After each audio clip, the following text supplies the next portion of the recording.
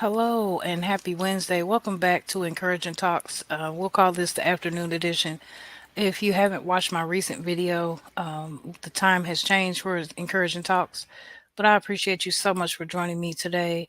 I will keep it short and simple. I have a really good encouragement that has encouraged me for several weeks now. I've have been remained just studying this and just going over this in my mind, and it's just an awesome feeling. So I thought I would finally bring it to you. So I hope that you are having the best blessed day. And today, as you can see by the title, uh, you know, I want you to remember that, it's very hard to wait on God. The experience of waiting on God is remarkable because once we know for a fact that God is doing things in our favor, that He's doing things that are always good for us, then the waiting period just seems that much lighter. It seems that much easier. So today I want to talk about three promises to hold on to um, when it comes to waiting on God. So, as you can see by the banner here scrolling across the bottom of your screen, this encouragement is coming from the entire book of Genesis, but primarily from chapter 16 through 18. So, what is really important is not the fact that we have to wait sometimes for things that we want when we want them, or, sometimes for things that are not even good for us. The point is how important it is of how we wait. And if we're waiting on God, then we know that God is going to come through for us. And the waiting period is different. It's a lot lighter, as I said. So, um, first of all, I'm looking at Genesis chapter 3, verse 1. And I'm reading the Living Translation. And it says, "The serpent was the shrewdest of all the wild animals the Lord God had made. One day he asked the woman, 'Did God really say you must not eat the fruit from any of the trees in the garden?'" And this word is already blessed by God. And this simple verse does so much for me because, first of all, for those of you who don't know, the serpent is the devil. And he's the shrewdest, meaning um, he's very sneaky. He's very clever. And he also he doesn't like us. You know, anything that we try to do good and stay in God with, the enemy in slash the devil is going to come and try to destroy that. So in this case, when the serpent approached Eve in the garden, he asked her, "Are you really sure that God said don't eat the fruit from this tree?" And that same thing happens to us when the enemy comes into our mind. Are you sure that, are you sure that this is not for you? Are you sure that you shouldn't go ahead and take what you want? Or are you sure that you should actually wait for what you want instead of just doing whatever you have to do to get to it? The enemy comes to steal, kill, and destroy. He's going to come and knock us off our game.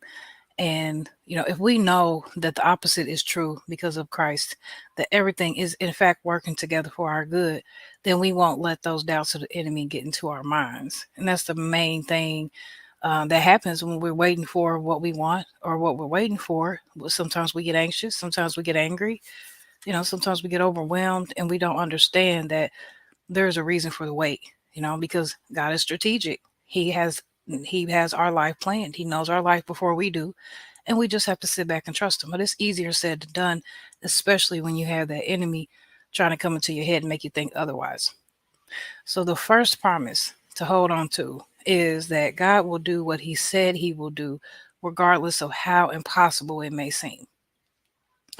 So, you know, the first part that I'm thinking about, again, because I'm all up in the book of Genesis with this entire encouragement, and I'm thinking about the first promise that was made to Abraham. It is in chapter Genesis 17, chapter 17, verses 15 through 19. And what happened was Abraham's wife was 10 years younger, and she wanted to make a child and name him Isaac. Well, 20 years had passed. Abraham is about 100 years old. His wife Sarah was 90. And, that is something that is unheard of today. But the fact that the God that we serve, he's such a kind God. He's such a on time God, even though the time doesn't make sense for us. Eventually, Sarah had a child. And that's unheard of today that being 90 some years old that you have a child, and it's true. So, just the fact that, our time does not align with God's time, right? Just the fact that God he likes to wow us, right? He likes to make things seem like they are impossible because he's building us up. He's building our faith. How faithful are we? How much do we truly love him and believe in that what he's going to do is going to be for our good, no matter what it is? So, this is the first promise to hold on to. The fact that Abraham and Sarah were 90 and 100 years old and they had a child and named him Isaac. Isaac grew up to be king, and so on and so forth. So also the next part of this is that Genesis 18 verse 14 tells us that nothing is hard for God. It applies to us as it does also in the Old Testament as it does today. Whatever we're waiting for, whatever we're needing in God, he will do it as long as we remain in him. As long as we continue to do his good work, we have to do the work, and he's always going to show up for us. So the second promise to hold on to is that God will provide for us even when we sin. Right. Now, I'm not saying that so that you can use that to go sin. Because, sometimes we get impatient, and when we get impatient, it causes us to sin. But, we don't have to wait perfectly either, right? We have to be who we are, but we have to also, um, know that that is your flesh fighting with your spirit. We know down in our hearts that God is going to fulfill our promises. And that he loves us and that he's going to provide for us. But deep down, also in the back of our minds, we have the enemy trying to make us think that we're not going to fall short, or that we're wrong for falling short. So, what's really interesting is the fact that Moses in the Bible, right in Genesis, Moses, he freed the people. So, he took them and they wandered. The Israelites is who they were. Sorry. The Israelites were on their way to the Holy Land, and they wandered through the woods and the forest for 40 years. 40 years of wandering was more like a consequence for them, but they were not canceled out. They were instructed through Moses to keep going, no matter what it looked like, no matter what they thought was going to happen. But despite that, God also he provided manna for them. He provided food for them. He kept them alive. He kept them what they needed for 40 years, despite them being disobedient because of their impatience early on. And I thank God for that, because we don't want to disobey God. We want to do what he's telling us to do. And if he's telling us to wait and he's giving us clear signs to wait, then that's what we have to do. We have to wait. But let's wait joyfully. Let's wait eagerly and happy, knowing that it's going to work out for our good, whatever it might be, however it looks. Okay, the third promise to hold on to is that God is a good God. He sees us, and he is a God who also will allow us to see him. Okay, so in the instance of Abraham and Sarah, again, when we talked about here at the beginning of this video, where Abraham was 100 some and Sarah was 90 some, but they still had a child named Isaac. And it's unthinkable, it's unheard of, right? And, obviously, God saw them in order to grant them their wish at such an old age of this child, but also he allowed himself to be seen. Like, how else can uh, you know, these elderly people be able to produce a child, especially if they have been not able to for so many years, for 20 some years, or actually her entire life. He allowed himself to be seen there. So, this is taking me to Genesis 16, verses 1 through 6. And this is talking about before Abraham and Sarah had their child, Sarah showed impatience. And she had a worker, and her worker's name was Hagar. So Hagar, um, Sarah told Hagar, she ordered Hagar to have her child, to have, have her husband so that she can have her child. And so Hagar goes through a lot of pain. She's also been mistreated harshly by Sarah. And while she suffered for all this time, she runs off into the desert.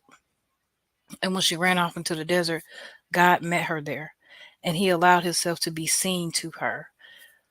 He also lets her know that he sees her suffering. So, I encourage you to go read that for yourself. Genesis 16 is the chapter. Read the whole chapter, but this is primarily in verses 1 through 6. And that's just another promise that we can hold on to. We can hold on to that same promise. God sees us. We're not alone. He knows that, we're calling out to him for what we want. He knows that we're praying and that we're fasting and that we're doing all these great works to try to, please him to get what we want. And he cares, but he also has a strategic plan. He wants you to wait. He's building you up.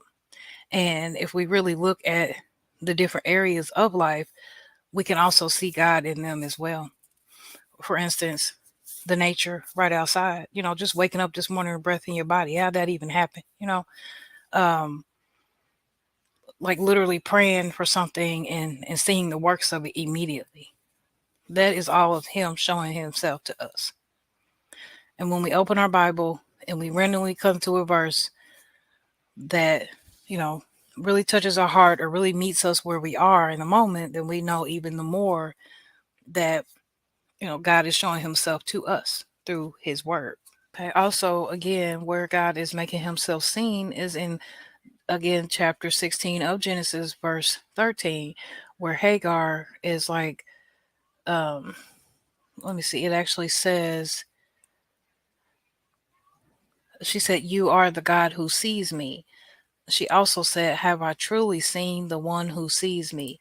So, yes, in this case, she had been crying out, she had been suffering, she had been badly treated, and she wondered who is out there, who sees this, right? Not anyone else is paying any attention. They said this is none of their business, and so on and so forth. But God himself, he, he had a plan of escape for her, but she had to see him out there in that forest in order for her to really truly believe in him. So as much as God is allowing himself to be seen to us, right? If we seek him, it's going to be even the more easier to see him, especially during the wait. During the wait of anything. It could be relationship, it could be financial, it could be some type of breakthrough. It could be maybe you need patience or maybe you need guidance. Maybe you're recovering from health. Maybe it's a job opportunity. It could be so many different things. But I think that these promises are guaranteed to make you just feel at ease, make you feel more at peace. So the one thing that you are waiting for God for, are you trusting in his promises while you're waiting? So while you're waiting, read the Bible. I encourage you to randomly open it up and go to wherever you go, because that would be you know, that would be God speaking to you through his word.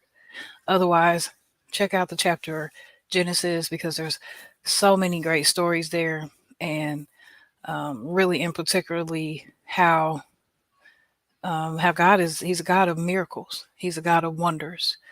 And if we really trust in him and give him our all, he will show himself to us. So I appreciate you joining me. I hope that you leave me a comment afterwards and let me know what you think. And I'll see you here Friday about the same time. Talk to you later and stay blessed. Bye bye.